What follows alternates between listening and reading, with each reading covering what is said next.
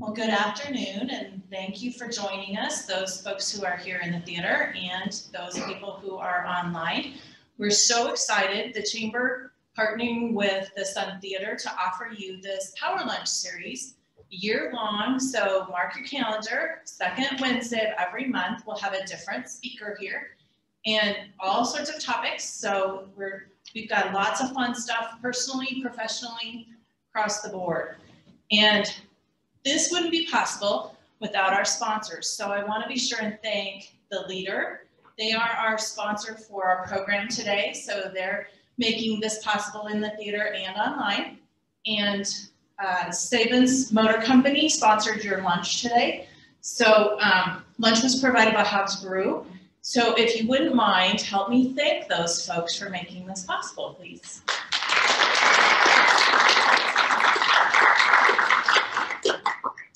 Now, I'm pretty sure that everybody in this room has a chapter of your book that you don't often read out loud.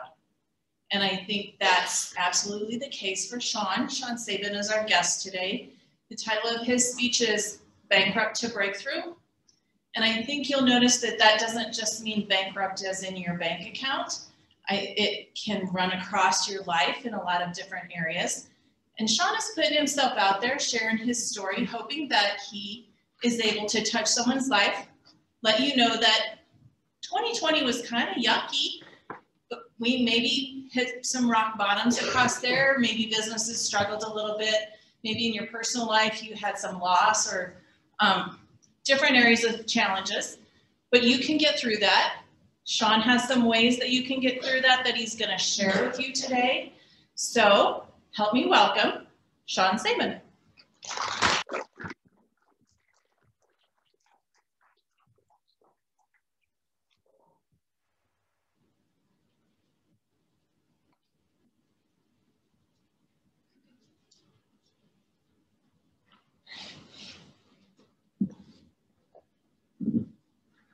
Probably should have had that mic prepared before I got up here. All right. Well, as Deb said, everybody hear me all right? Sound okay? As Deb said, title of the story today is Bankrupt to Breakthrough. But before I get into my story and some things that I want to go through and share with you, I want to take time just to echo Deb's thank yous to the people that made this happen. She forgot to mention herself and Roxanne, who have been a big part of putting stuff like this together and making sure that our community has the opportunity to be able to learn from one another, support one another, and help one another. So how about a round of applause for Deb and Roxanne for putting this on and for even for coming up with an idea like this that just gives people a chance to share their story and a chance to help one another. So part of my story, the reason that I came up with the title Bankrupt to Breakthrough, like Deb mentioned, wasn't just because of a financial bankruptcy. In 2015, unfortunately, I had to experience a financial bankruptcy. Me and my father, all tied back to the business, but ultimately what happened is we got tied in with some lenders that were predatory. They were predatory lenders. We borrowed some money from some people, paid that money back, but the interest rates, the fees, the things that they were doing to us ultimately would have put us paying 2, 3, 4 times that amount of money back. And it just put us in a very poor position cash flow wise. So at the recommendation of our lawyer, we had to file bankruptcy. And I don't know if anybody in this room's ever been through a bankruptcy, but when you file a bankruptcy, it's extremely embarrassing for one of the hardest things that I've ever had to go through in my life. But it's very draining emotionally and mentally and physically because of the pressure that it puts on you. So again, title of the story, Bankrupt to Breakthrough, is part of that. I wanted to attract you with that and make it known. But more importantly, that story goes back to being bankrupt mentally, emotionally, and physically. And that's something that I've dealt with my entire life from a very, very young age. That's something that I've dealt with. And 3 of the breakthroughs, before I get into too much of my story, 3 things that I want to make sure that you walk away from here with are that failures do not define you, they build you. You can overcome anything with the proper approach and the right information. And what you choose today, to do today, the choices you make today will ultimately define all of your tomorrows. So I'm going to come back to those breakthroughs in a little bit, but I want to get into my story a little bit and talk more about being bankrupt mentally, emotionally, and physically. So from a very young age, like I mentioned, I felt different than what most people feel. I always felt out of place. I felt like I was just a little bit different from the average crowd. And by the time I was 7, 8 years old, when I first kind of start to have some of those memories, is when all this comes together, these feelings of insecurity, of not belonging. And I think it probably started when my mom left. My mom was not present at an early age. She took off, kind of left our family when I was 7 or 8 years old. And that immediately just, divorce isn't good on kids, and especially when you kind of just feel abandoned. So that's when some of those feelings started to happen. But when my mom left, that put my dad in a very tough position and a tough situation. And it put him working 2 or 3 jobs sometimes just to provide for the family, to provide for me and my sister. And so there was very little supervision for me. 7, 8, 9, 10 years old, I start running around and doing things with people that are much older than me. And when you have no supervision, you're 7, 8, 9, 10 years old, and you start running around with people who also have no adult supervision. And you start to do things that aren't good for you. You start to do things that are unhealthy. And for me, that was drugs and that was alcohol at a very early age. The first time that I smoked marijuana, I was 10 years old. And that just started a path. It got me around people. It got me going down a path that was very unhealthy, hanging around with people that were, like I said, much older than me and very unhealthy. So I started using drugs at 10 years old. By the time I'm 13 years old, sorry, a little nervous. But by the time I'm 13 years old, I'm in junior high. Drugs is an absolutely daily thing for me, every single day. Before school, at lunch, you could leave lunch, you could leave the school when I was 13 years old. I'd get high before school, after school, during school. It was a very prominent part of my life. And when I started doing that, that leads to a ton of other things. You start getting in trouble with the law. You start getting in trouble at school. You start getting kicked out of school. So I'm mentally broken by the time I'm a young teenager because of choices I made. And throughout that, just as a young age, there was times where I'm stealing from people to get money to get drugs at 13 and 14 years old. I'm doing things that just normal 13 and 14-year-olds aren't doing. And so by the time I was in 8th grade, I had been removed from my house. I had been sent to a group home facility and been taken away from my dad, which is, that's very hard. That's defeating. As a young person, when you're removed from your home, when you're taken away from your parents, you're kicked out of school, those things just continue to beat you up. And so many people think, kids these days, you see a kid that's doing that now, and the first thing that comes is, that kid's a bad kid. That kid's a troubled kid. When in reality, that kid's probably just been fed the wrong information and been put in a very bad situation. But for me, it just started a bigger spiral. 13, 14 years old, like I said, I'm doing drugs every single day. I'm kicked out of school. I'm removed from my home. Very troubled youth, very rebellious. And on the weekends, I start drinking. Alcohol becomes a prominent part of my life. And I spend the next 3 or 4 years battling the youth group homes and dealing with those type of struggles. And eventually, my junior year in high school, I finally get to come back home. And by that time, my dad had moved over to Eustis, Nebraska. He had tried to move over there to get me out of Gothenburg, to get me out of what I was doing here and try to get me around different people. But nothing changed. Even going to school at that point, again, after those group homes, after those treatment centers that I've been through, drugs and alcohol continued to play a daily role in my life. And so it was very hard. Somehow through all this, through all the trouble, through all the turmoil, I end up actually graduating from high school. Graduation weekend was a 3-day bender on alcohol for me. Our graduation was on a Saturday. So Friday night, I drank all night long until 7:30 or 8 in the morning. Had to be at graduation at 10:30, so I got about 2 hours of sleep. And on the way to graduation, drank a couple more beers because we actually lived in Cozad and I drove to Eustis. So drinking and driving on my way to graduation. So those are just some of the things. That's where the bankrupt mentality comes through. That's what my teenage and childhood years looked like. And I put this slide up there. Just a big part of that, I feel like, is because I was around the wrong people and I had the wrong information. Negative people were a big part of dragging me down. And I was probably the most negative one of all of them. I was always somewhat of a leader, encouraging people to do really stupid stuff, encouraging people to do drugs and alcohol, people that I was around at a very young age. But by the time I'm 18 years old or so, I finally somehow managed to graduate high school after being kicked out. There's people in this room that have known me my whole life, people that would have said when I was in high school, when I was a junior or senior, I had a much greater chance at that point in my life than ending up in prison than I did of owning a business someday. So that's just where I was at. There was a lot of people that didn't believe in me, that didn't think I'd graduate high school for one, let alone end up where I'm at today. But when I graduated high school, things got worse for me when I went out on my own. From the time I was 18 to 25 years old, I had at least 30 jobs in 6 years. Couldn't hold a job. I would work for 1 or 2 weeks at a time and get enough to get a paycheck, get enough to pay a bar tab, get enough to support whatever I was going to do for the next couple weeks.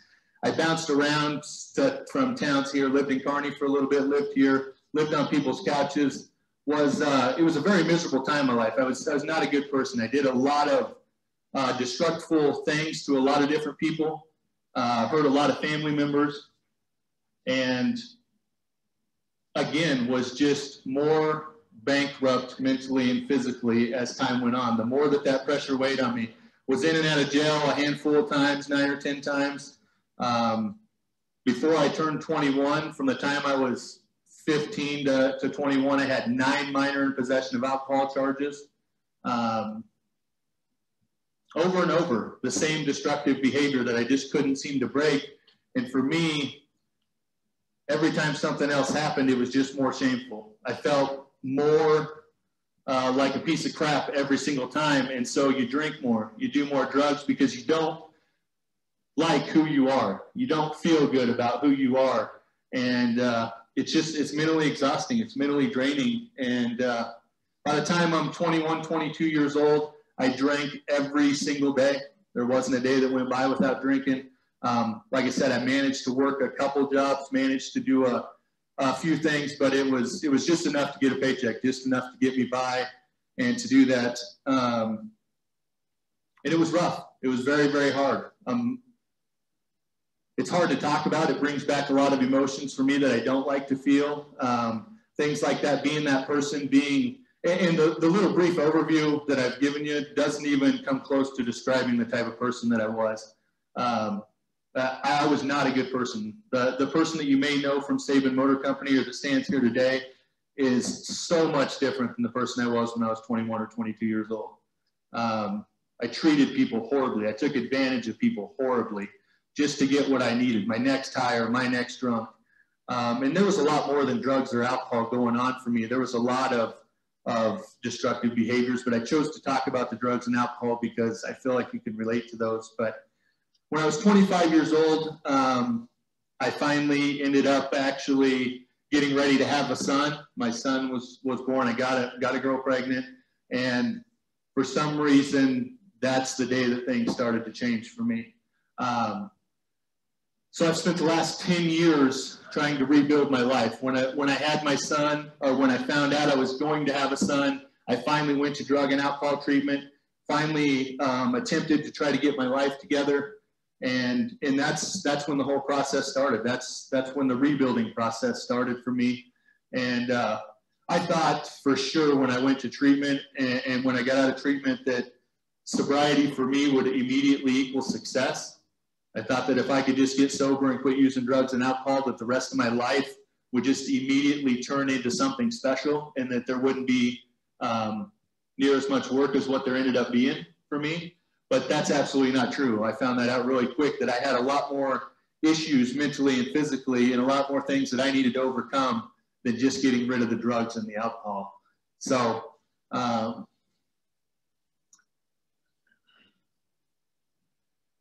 as I got sober, I spent 5 complete years from 2009 to 2014 or 15, a little over 5 full years. Didn't have a drip of alcohol, didn't have any drugs whatsoever. Felt really good about my life. Jumped in and joined business with my dad during that period.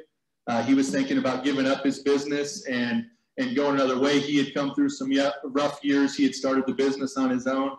So I joined him, thinking that life was just going to be, you know, a nice uphill climb from there. But like I said before, the drugs and the alcohol getting kicked was probably the least of my worries. I had a lot of problems that I had to work through. I had zero confidence in myself as a person. And I don't know if anybody's ever been there before or tried, and maybe your story is not near as bad as what mine is. Maybe your story is worse. Maybe you've been a victim of something that's way worse than the drug and the alcohol problems that I had. But when you've been beat up, when you have zero confidence for yourself, and you don't believe in yourself, trying to do anything, trying to build anything, trying to start anything is an absolute chore, and it's a task. And it was rough. As we got into business, my dad was doing about $60,000 a year, roughly, just with a truck and a trailer for him, which was fine. In the first 18 months of that business, I grew that to $250,000 a year. We did a lot of growth and a lot of different things, but along with that growth came a lot of unknowns for me. I knew how to work on vehicles, I knew how to take care of customers, but I did not know anything about how to run a business. And when you have that type of growth and you don't know how to actually run a business, you end up in a bad situation and borrowing money from people you shouldn't borrow money from. So that's how we end up buried in debt. In 2015, when we filed the bankruptcy, like I said before, I filed that simply on 2 lenders that were predatory. They were taking advantage of us in our situation. But along with that, in 2015, outside of those predatory lenders, which was about $50,000, we also had another $130,000 worth of debt to our vendors, to people locally in town that we owed money to. And we didn't file bankruptcy on any of them. Like I said, I don't know if you've ever been through a bankruptcy, but you have the opportunity when you go through, you can pick and choose who you want to file bankruptcy on and who you want to get rid of the debt. We chose to not file bankruptcy on any local vendors. We decided to fight that battle and to come through that battle on our own. And that was rewarding. That was very rewarding to do that. But like I said, it was so embarrassing to go through. To have your name out there as you're trying to build a business and go through bankruptcy was very, very tough. Very, very draining. Sorry. Thanks for bearing with me.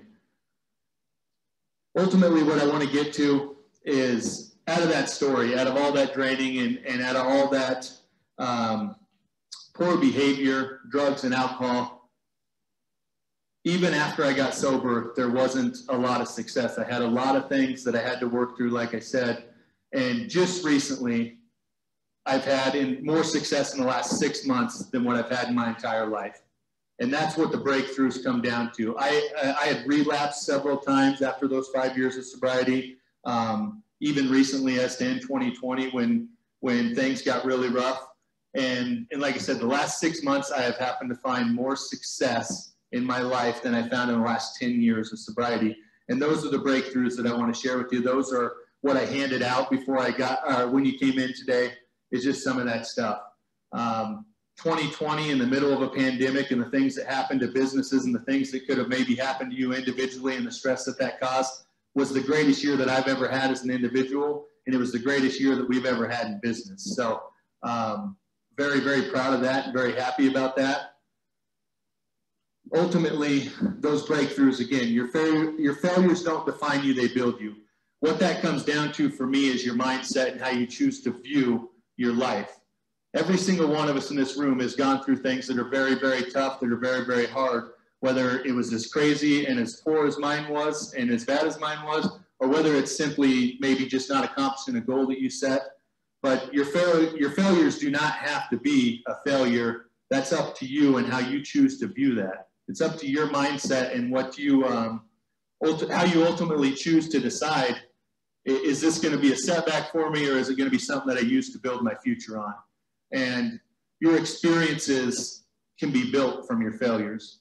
Everything that I failed at in life, every single poor decision that I made got me to the point where I was asked to be on this stage. It has nothing to do with the successes that I have. It's all the failures that I've had that got me asked to stand here in front of you and to share my story. So I just encourage you to flip that switch a little bit. If you got things that are dragging you down, you got things that are holding you back, something that you failed at or you haven't accomplished, look at how you're viewing it and what it could do for your life. The second breakthrough, you can overcome anything with the proper approach and the right information. It took me a long time to figure this out. I thought that my failures were dragging me down, but ultimately you've got to figure out how to get around the right people. You've got to search out the right things in your life and figure out a way. No matter whether you've been the victim of something traumatic or you've done something horrible to somebody, or maybe you've just battled drugs and alcohol, there's somebody out there that has accomplished that already, that's been through that, that has a success story that they could share with you. And you need to search those people out. And the other side of that is who's in your circle right now that inspires you? Does your circle inspire you, or does it bring you down? The people that you spend the most time with, are they building you up? Are they helping you to reach that next level? Or are they actually a cage and dragging you down and holding you back from doing the things that you ultimately want to do with your life? So surrounding yourself with the right people, searching out the right information is what can lead you through that breakthrough. And ultimately, the third thing, which is the most important to me, is what you choose to do today will always define your tomorrow. So whatever stage you're at in life right now, whatever successes you've had, whatever failures you've had, ultimately come from the decisions that you chose to make yesterday. And if you want a better tomorrow, then you have to choose to do things a little bit differently today. And one of my favorite mentors that I follow is John Maxwell. I don't know if you're familiar with John at all, but John's a great leader. He's a great thought leader. And he says that ultimately two things will define your success. And it's the daily choices that you choose to make, which seems super, super simple, but it's much harder than it seems. And the daily disciplines that you decide to practice. So the disciplines that you decide to put into your life. And for me, some of those daily disciplines have just been maybe the morning routine that I have before I get up and go to work. Has been a game changer for me. Getting up and not turning on the news, not looking at Facebook, not going through emails, but deciding to get a little exercise in, to eat right, to journal, to write my goals down, sets me on a different path throughout the day. And it's really helped me throughout 2020 to make a major difference in my life. The other thing that John Maxwell talks about is how we highly underestimate how powerful today is, and we highly overestimate tomorrow. And what he means by that is people naturally are procrastinators. We always have this hope and this desire, this dream that tomorrow can be better than today, but that's only possible if we choose to do things better today. It's not going to you're not just going to wake up tomorrow, you're not going to feel better, you're not going to wake up tomorrow and have things just be better. You've got to start making choices today that define your tomorrow. Another thing from John Maxwell, I'm just going to keep hammering away here because he's one of my favorites, is that he says that there's two types of pain in life. There's the pain of self-discipline and there's the pain of regret. The pain of self-discipline happens to be eased by the rewards of daily progress, and the pain of regret gets larger and larger with the missed opportunities and with age. And that, when I first read that and heard that from John, that was a stinger for me. Missed opportunities and age. The older and older you get, the more regret you have. People at the end of their life, when they're on their deathbed, the number one thing that comes from hospice and things like that is you ask somebody what they wish they could have done different, and it's never, I wish I would have done less with my life. It's never, I wish that I hadn't tried or I hadn't taken that chance or I hadn't went after that opportunity that I have. It's always that I wish I would have done more. I wish I would have tried that. I wish I would have went for that girl. I wish I would have went for that job. I wish I would have went after what was important to me, but I was maybe too scared to go after. So ultimately, at the end of this, I gave you guys some exercises. I've shared my story. The papers that I gave you are about goals. And one of the biggest things I told you earlier, that my life has changed more in the last 6 months than it has in the last 10 years. And ultimately that comes down to some of the goals that I write every day and the way that I write those goals down. And for me, there is, with the goals, the way that I learned to write those goals down is what made the difference for me. The goals that we have, and the reason I want to do that is because everybody wants to set goals at the first of the year, but how many people 6 weeks into the year have already given up on those goals? And I think ultimately that comes down to the way that we write those goals and the way that we think about those goals. So one of the mentors that I have is Grant Cardone, and I stole something out of his 10X planner that he has. And the way that he views goals, my whole life I was told to write goals that are realistic, goals that are achievable, goals that are based around my current situation right now. And he says to do the exact opposite. He says the goals that you should write down should be your biggest and wildest dreams. The goals that you write down should be things that are absolutely not achievable today. They're not achievable in the near future, and they're not achievable until you grow into the person that can get them. And then he follows that up with targets. You need to have major, large, crazy big goals, and then you need to have targets that you set. And your targets become things that are achievable today, this week, this month, this year. And they always go back to leading up to the crazy big goals. And 6 months ago or so, I started being absolutely dead set on doing this. Every single morning, I write the goals down, I write the targets down, and every single night I go back in that planner and I write my successes throughout the day. No matter how crappy the day was or how bad the day was, I have to come up with things that were successful about that day. And I have to have a positive outlook. And then I need to go to bed writing down the same goals.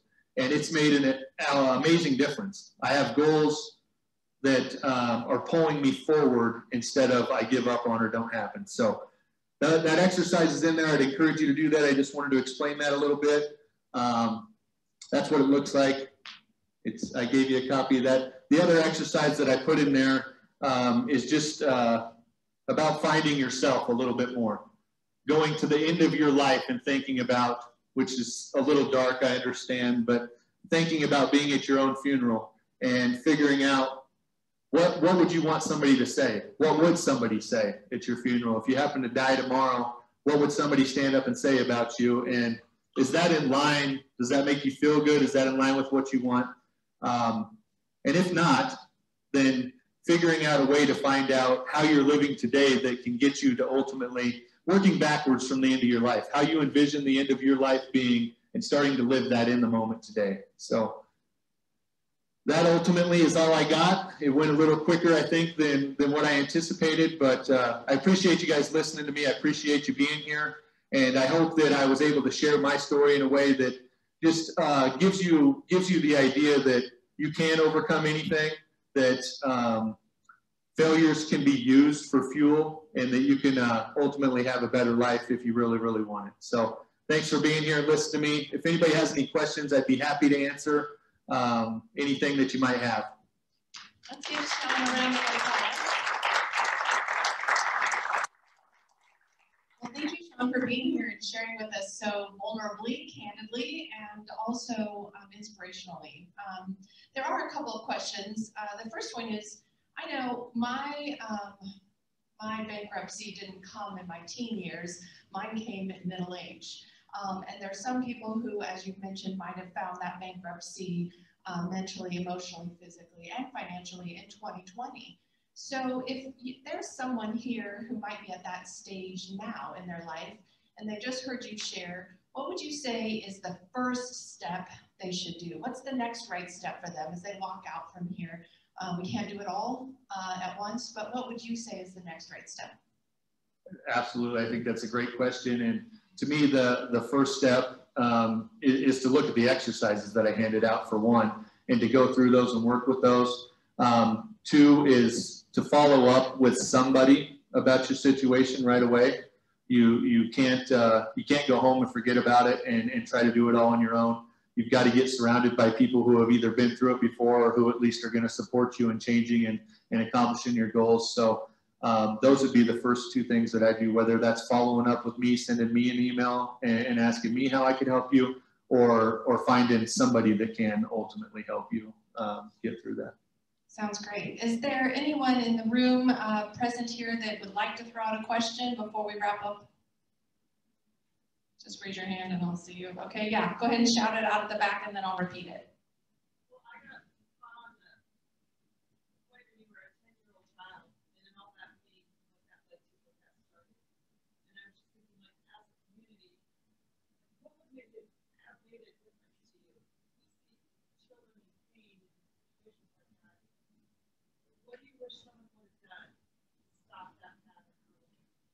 Okay, so the question at the back of the room is that getting stuck on that pain and difficulty as a 10-year-old child, and what could we as a community do to help children today who might be having those same kind of issues?